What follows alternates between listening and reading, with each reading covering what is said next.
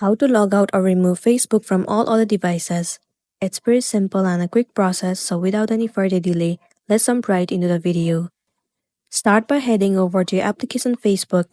Make sure you are logged into your specific account. Once you have been logged in, now what you want to do is head over to menu at the bottom right corner.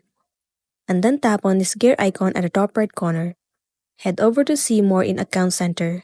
Move into Password and Security. Inside Security Check, move into where you are logged in. In this page, it will show you all the list of the devices in which your account is logged in.